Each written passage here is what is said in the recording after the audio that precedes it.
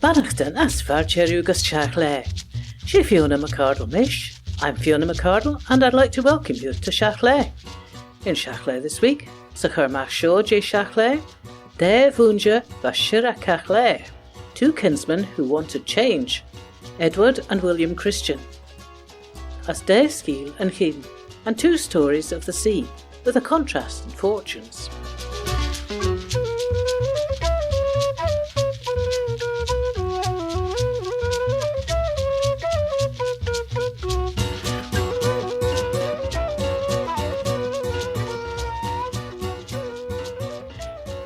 This evening, Thursday the 11th of December, sees the first of the evening performances by Peel Pantaloons of this year's production Robin Hood, which will be starting at 7 o'clock in the Centenary Centre in Peel. There'll be another evening performance at 7 tomorrow, Friday the 12th, and then on Saturday the 13th there'll be a matinee performance at 2 o'clock, and then the final performance will be at 7 o'clock on Saturday evening. Peel Pantaloons and Robin Hood this evening, Friday and Saturday. On Saturday evening 13th of December at 7:30 there'll be a concert in St German's Cathedral, Isle of Man, in Peel, when the Isle of Man Wind Orchestra presents a programme of festive and other music to get you in the Christmas spirit, from, as they say, the Coventry Carol to a bit of Kate Bush. There'll be tea and coffee available before the start of that concert in the cathedral. There's no admission charge, but there will be a retiring collection, and that's the Isle of Man Wind Orchestra's concert this Saturday evening in St German's Cathedral.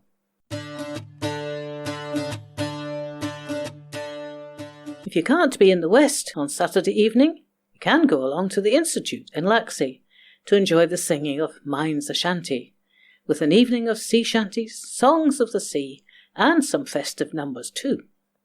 Tickets for that are £10, for which you can give Gary a ring on 498773. That's 498773. Minds a Shanty will be in concert in Laxey Institute this Saturday evening, the 13th of December at 7:30.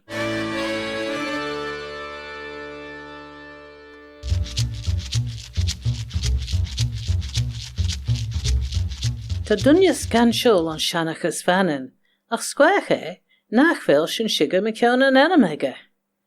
Ons recordasen, ta e enam recordage ons comagier, maar Ed, as Hanelli Sulla, met van enam Edward na Edmund. Ach te bi sonnegoed smoe, tan enam ega scruwt maar Edward. Ach tashin shiga de rowan slienu ega, Christine. As she makve, de sagat heel machel, rugged mush of vlein shaky jeg, as ve na vein na captain spijelach, as hure birches ons a chejacht inja shar, as news ve ons a hoot riol, trevi govracha dan Duke J. Buckingham. Trehenk edad erashgus mannen, ren James Stanlach, vaginu ober mer char vannen as ye cur en ebled, as ve pointed, de recha fengelison an ellen, a talu as a chiden, as rish pert de vlinten, va edad de Christine nilias chianurt ellen vannen. James Stanley is the figure known in Manx history as An Stanlach Moor, and while still Lord Strange, the heir to the Earl of Derby, he became the de facto Lord of Man. In fact, he took over the leading administrative role in the Earlship of Derby some 15 years before his father's death in 1643. 1643 was also the year in which James Stanley, just that year having become the 7th Earl of Derby, dealt with a serious challenge to the Stanleys' rule, and that came from Edward Christian.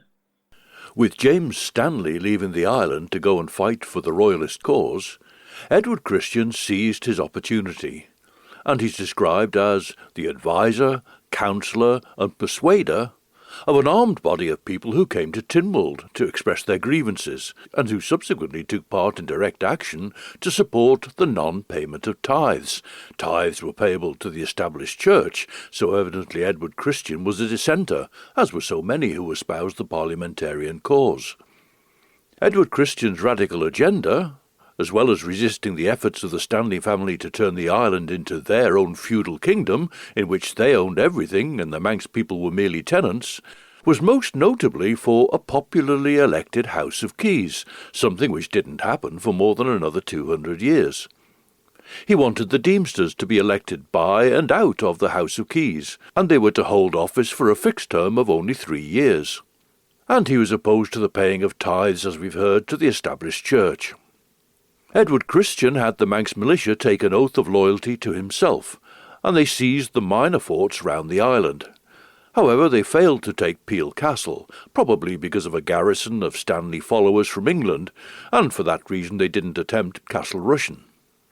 James Stanley arrived back in the island in June of 1643, and he himself writes, "When first I came among the people, I seemed affable and kind to all, so I offended none. For, taking off your hat, a good word, a smile or the like, will cost you nothing, but may gain you much." In a subsequent meeting he says, "I made one good step into business, which was to divide the faction." And indeed, having divided most of the faction from Edward Christian, James Stanley then conquered, by fining but quickly releasing a few others, including Edward Christian's brother, William Christian of Knockrushen, that's another William Christian, not Illiam Dawn, but singling out Edward Christian himself to bear the brunt. Edward Christian was fined 1,000 marks and condemned to perpetual imprisonment in Peel Castle, or until he should be released by the Lord, of which of course there was little likelihood. That sentence against Edward Christian was pronounced on the 13th of December 1643.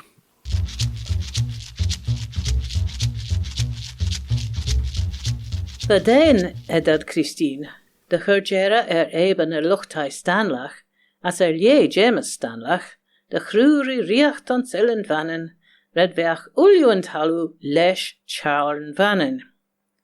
Veach uliunt vannen I heen fegget gun talu abi, as shaitaniston na lummaken, veach had je charn vannen. Van luchtai Christine, maar nein je na luchtentai smoes kan shows en illen, nee en ei. As ons edder de Christine, a paachin ja gewoon, veach erlu, geba ruddenjache jenume gaan. As harau eisen en Ezra olta jane luchtai Christine, van nee na Stanleyen. Va edad Christine, an o de Illiam Christine, trude Juwen, sachet ons macho. Van brer de Juwen, en verschinna je mek Illiam Christine, na Illiam elle, as Asian pointed mer brew. Henk mak de brew Illiam, de weine brew yes, as Asian Ewan Christine, cousin de Edad Christine. Va enem an navak de brew Ewan Christine, Illiam, as Asian Maier Enya and Shanachas vannen mer Illiam Dawn. There's a tendency for people to talk about the English Civil War, but that's come to disregard momentous events in Scotland, Ireland, Wales, Cornwall, and of course here in the Isle of Man. In 1651, James Stanley again went away to fight for the Royalist cause, leaving the Countess Charlotte in Castle Rushen. Meanwhile, however, the parliamentarians had been preparing a large force to come to the island. On the one hand, there were fears that the Countess would give away the island's rights and privileges in return for the release of her husband James Stanley, who'd been captured, and unknown to the Countess by that time he'd already been executed. The islanders feared, as they said, that she would be prepared to sell them for twopence or threepence apiece. On the other hand, the invading forces would have been a huge imposition on the Manx population, who would have had to house and victual them, and if the Manx were deemed to be standing with the Stanleys and supporting the Royalist cause, the outcome could be unpleasant and even fatal. The crushing weight of a full-scale parliamentarian invasion was averted by the action of William Christian, Illiam Dawn, who probably saved the Countess's life by negotiating directly with the parliamentarians. Had the Countess opposed the parliamentarians, and particularly had there been any casualties on the parliamentarian side as a result, it seems not unlikely that she wouldn't have been given safe passage to leave the island, as she subsequently was after the intervention of Illiam Donn. On the restoration of the monarchy in 1660, there was a general amnesty declared. But Charles Stanley, the 8th Earl of Derby, declared that the amnesty applied to actions against the king, not against the Lord of Man. But it wasn't until 1662 that he finally took action, on the charge that Illiam Donn had been a traitor in standing against Charles Stanley's mother, the Countess of Charlotte, and taking on himself to treat with the parliamentarians. The outcome is well known and still remembered in Manx history.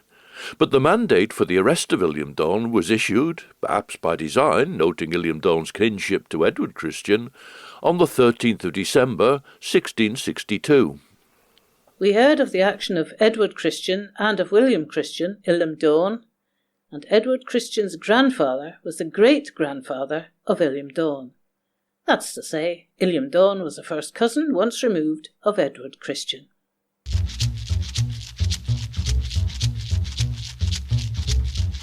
Treva Charlesgard Gerlacha script dan Vishak tarre agen ons taiklai taitashti vanen, ve geri gorstjach rudnjach, ver ve a chlasjen voshmona in a hulish. As ve geba fellen mach, me ve na chan re, na ve kaingel trish shan kliachta. Anshabi, hadod de fedden rudde bi, as ve jichen de rawe en rud anjach renmona crew ihin. Yn ref a Charles Geary Kirstjach, va tan vŵr yn tojacht as yn gera jeda chulio rud. As mar shen tas yn clasht yn Anthony Quayle gre shen on sa vishach. Ta slai na kiert yn Lord McKeown na kelchi moor reinit. Ach tan ai de vel yn vŵr skara slai vain yn gelia, liga harish de vel yn vŵr kochaingla slai as bwyl. Rish immer die blinten, ve bonus njau jentach trotser a talu, kindach rish awanen na slagen, je unsa geura, treva cathan en doli as gauach, kindach rish an emsher. Ve father sether troch vur. The island was proud last year to be the focus of the celebrations of 200 years of the Royal National Lifeboat Institution, founded in 1824, following the appeal of Sir William Hillary at a time when he was living in Douglas and was personally involved in saving lives at sea. There are two contrasting situations associated with this time of year. The first involved a Royal Naval vessel HMS Racehorse, which was wrecked on Dressick Point on Loch Ness on the 14th of December 1823, with the loss of lives including brave rescuers who came out from Castletown. As we heard in Shiaght Laa 3 years ago, a lot of underwater archaeology was carried out on the site of HMS Racehorse by Brian King, whose book The Wreck of the Racehorse was published by Loughton Books in 2022 as part of the bicentenary of that event.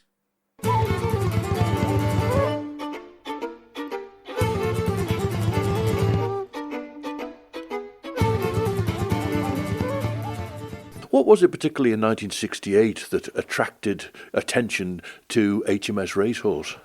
I was always interested. I was very interested in diving at this time, and I was going through the museum looking for details of shipwrecks, as was Brian Stigand, who I became very friendly with. But the Racehorse came about when I got chatting to Lieutenant Chambers from Castletown, retired Royal Navy, who I knew socially, and he told me about this ship out at Loch Ness that he'd found out, and I followed it up from there with Brian Stigand. We went round and found the details in the newspapers, and that's what triggered the whole thing, actually. I think, like a lot of divers at that time, it intrigued you. Any shipwreck intrigued you, and you like to know a little bit about it, and in those days, of course, you quite often liked a souvenir. I mean, it was nice to get a ship's bell, for example, or something like that. But we went down on it just because of general interest. And I started going down and finding out a bit more about it. I became sort of involved in it. And it just went on its own from there. When I was first looking for the shipwreck, and I decided to have a good look for it, I went down to the Maritime Museum at Greenwich to get some documentation, and all the records are there, but in the middle of it all, they moved to Kew Gardens. So later on, I went down for a week and spent a week at Kew Gardens going through all the records, because there, luckily, because it was an Admiralty ship, and the court-martial, all the records are kept there. And if you go down and you get the right references, you literally get a cardboard box tied with a red ribbon. They bring out and they open it up, and there you can actually see the captain's log, the muster book. I got the supplies books. I got all the information I could need. I spent a whole week down there, and of course, that is the result of that is the information which is in the book, which includes things like the lists of every crew member who was there, what they were carrying.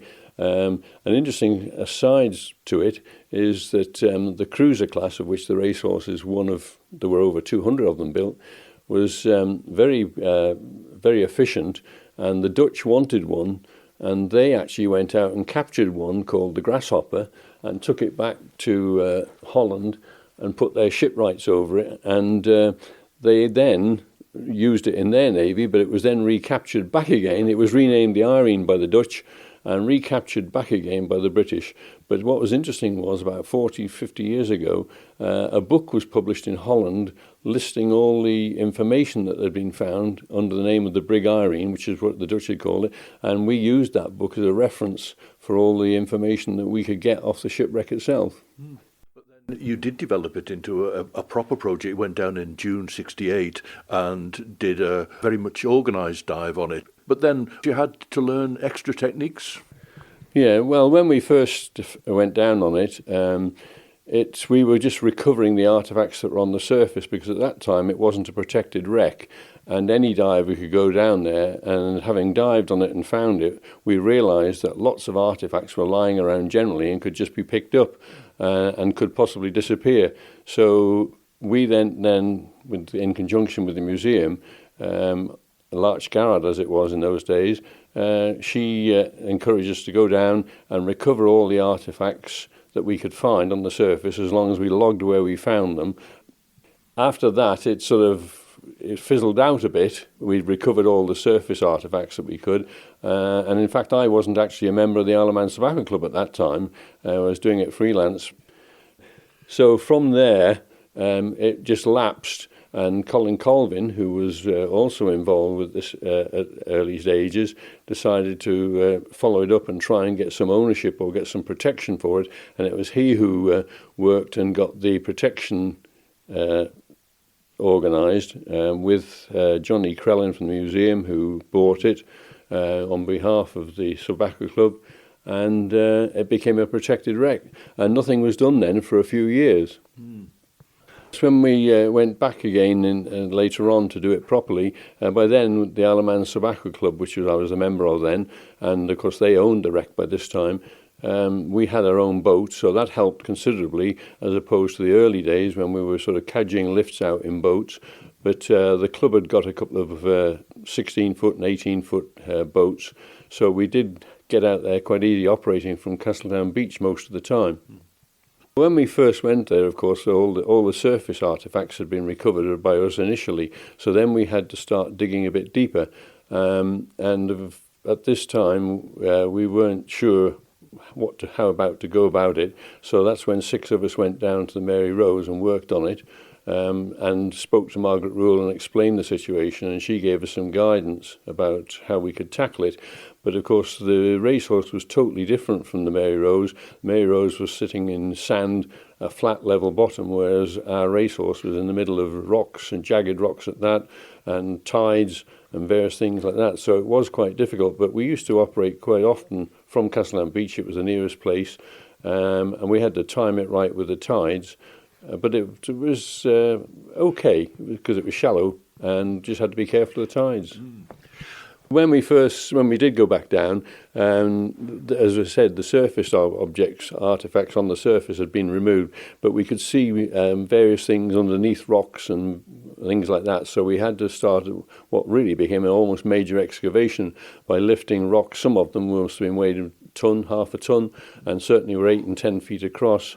We had to lift them to get at the artefacts that were underneath, and then underneath those were smaller stones, which we moved by bucket, really, put them into bucket and walking along the bottom and taking them well out of the way. It was during one of these lifting sessions that when a rock slipped out of the slings and dropped, and we ended up finding what we called Tony's Hole. Tony's Hole, while we were recovering the rock from there, Tony Heaton, who the hole was named after, noticed some glistening bronze in the corner, and that started the excavation in that hole, which resulted in us finding the gunner's chest.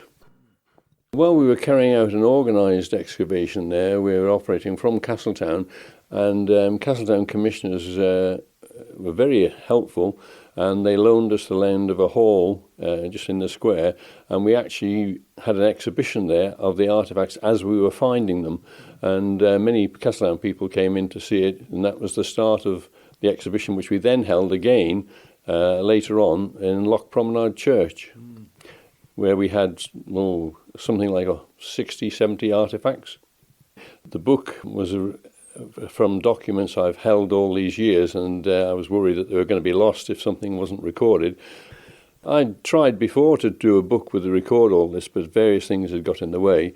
But I found out about Lockton Press and Sarah Goodwin and George Hobbs, and I just showed them the material and said, I've got all the material here, but it needs some sorting out and putting into context, and would you like to have a go at it? And the result is the book.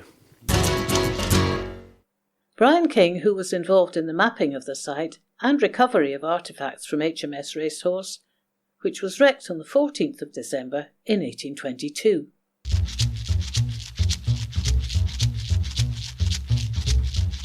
O Hamas and Cumas Je Crach, tan fwr yn ach tamwren slai trod nŵn na snôl, da sien da gre, gus as fw Chanelin.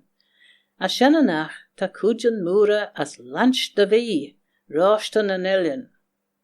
Jew tan cwd smw jo sien, chit ons boxan mwra, ach ta cwd smw jo fegeil yn elin, folum. Sien y fe, nach fel mona care da gedden reirish na costas and smw, ta kaineltrish curlesh cwdjan da san elin. Back in 1980, Connery Chappell published a book that he called Island Lifeline, in which he gave the history of the individual vessels of the Isle of Man Steam Packet Company and of the company itself. There have been significant changes to the fleet since 1980, with 3 of the current 4 vessels having been built in 1998 and the new flagship, the Manxman, being built in 2023. Last time in Shiaght Laa, we heard about the Isle of Man steam packet vessel, the ill-fated Ellen Vannin. However, that vessel was originally launched in 1860 as the Mona's Isle, the second vessel of that name, and a name that takes us back to the origins of the company. In the early 19th century, the service to the island for cargo, for mail, for passengers was often patchy, frequently at the mercy of the wind and the tide, and in the winter it was sometimes almost non-existent. Even then, if there was a service, the vessels were uncomfortable, providing little protection for those on board. The poor service was a frequent cause of great annoyance and complaint, and particularly in respect of the mail and the growing needs of the island's business community. On the 17th of December 1829, James Quirk, the High Bailiff of Douglas, chaired a meeting which was held in the Dixon and Steel Sail Rooms on Douglas Harbour, to investigate the possibility of obtaining a better service, a reliable service, and at that meeting the attendees were presented with what it would cost for them to build, to maintain, and to provide a service with a steam packet vessel of their own. The meeting was positive and successful, and it was agreed to move forward on this and to form a company, to subscribe to buy a vessel. There was some thought of calling this vessel the Princess Victoria. However, royalist sentiment was put aside in favour of national feeling, and the name chosen was the Mona's Isle. The company itself, which arose out of that meeting, was called the Mona's Isle Company. The meeting that decided on the formation of the Mona's Isle Company was held on the 17th of December 1829. In 1832, it became the Isle of Man Steam Packet Company, and the rest is history. And as Conry Chappell's account of the company and its vessels shows, history is constantly evolving, so there are whole new chapters to be written by someone since the publication of his book, Island Lifeline, in 1980.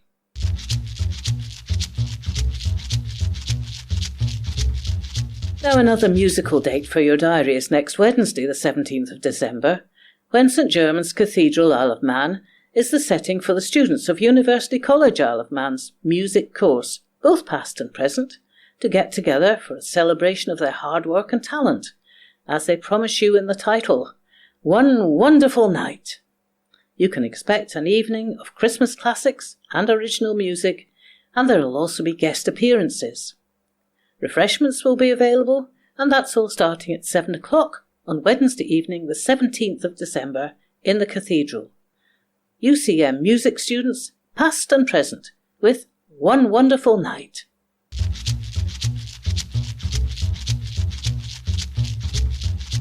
As tá sin cur leis sin gus dearad Shiaght Laa, and that's it for Shiaght Laa this time.